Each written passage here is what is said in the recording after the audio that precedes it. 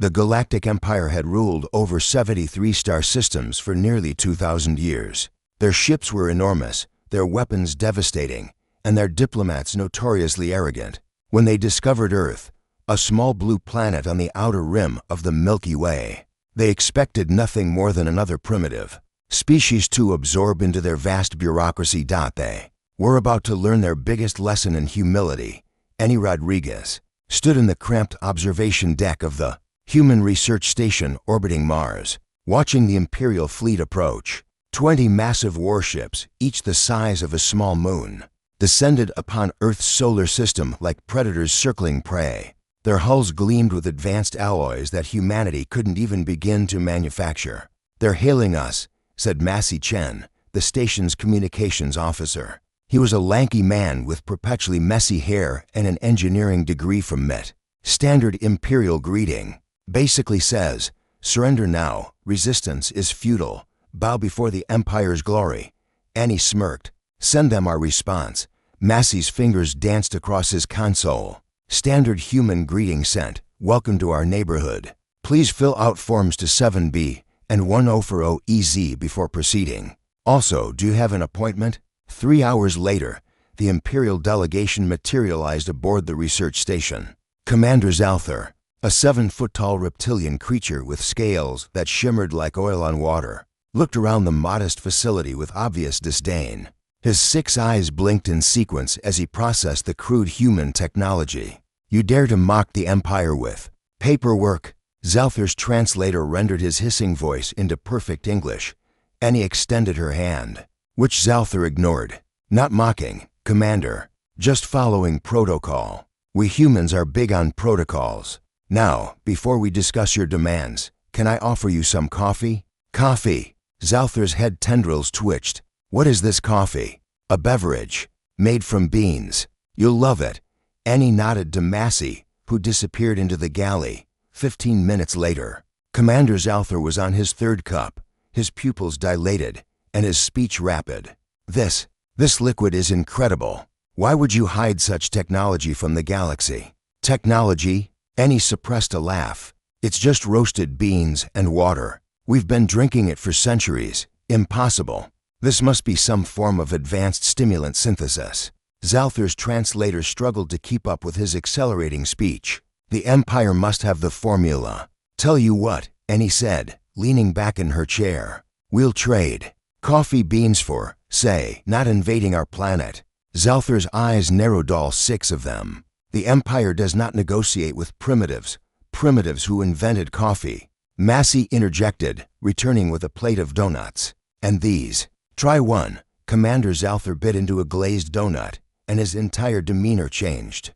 His scales actually changed color, shifting from dark green to a vibrant purple. "By the eternal voids, what sorcery is this?" Over the next week, the Imperial invasion force became increasingly distracted.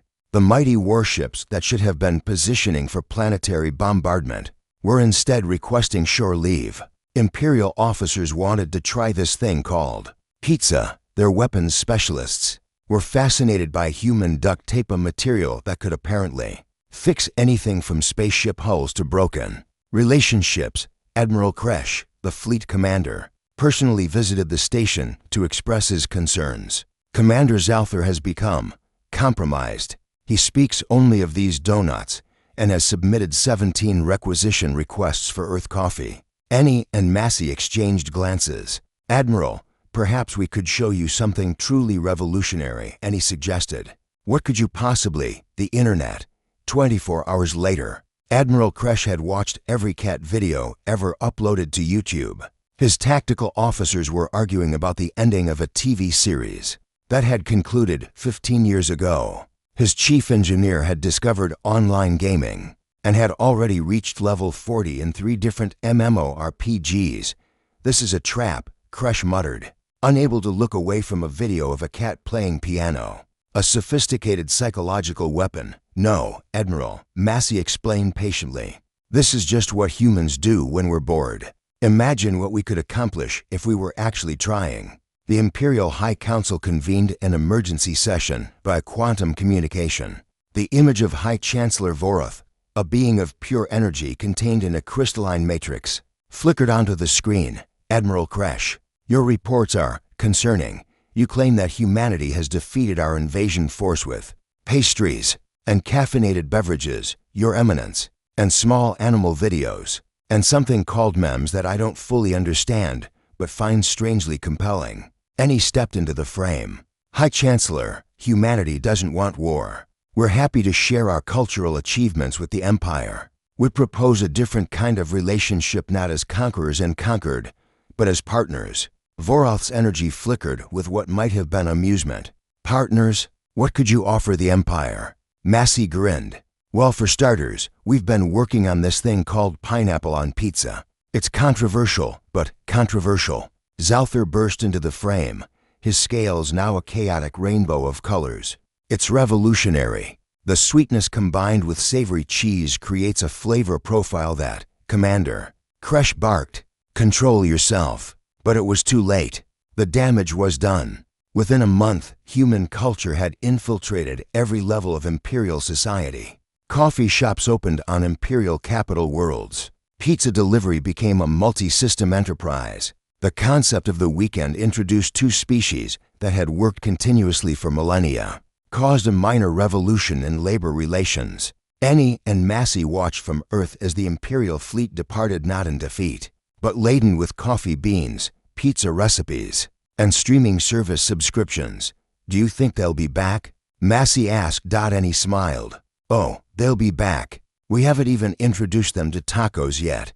As the last Imperial ship jumped to hyperspace, its hull was emblazoned with a new addition beneath the Imperial crest, a small Earth flag and the words official coffee supplier to the Galactic Empire. Humanity hadn't conquered the galaxy through superior firepower or advanced technology. They'd done it the only way humans knew how, by making life too interesting, too comfortable, and too delicious to conquer. The Empire had come to absorb Earth into its domain.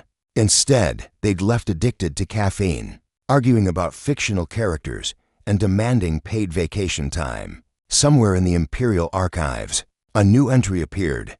Humanity status, too dangerous to invade. Recommend immediate trade partnership. Seriously, you have to try their donuts.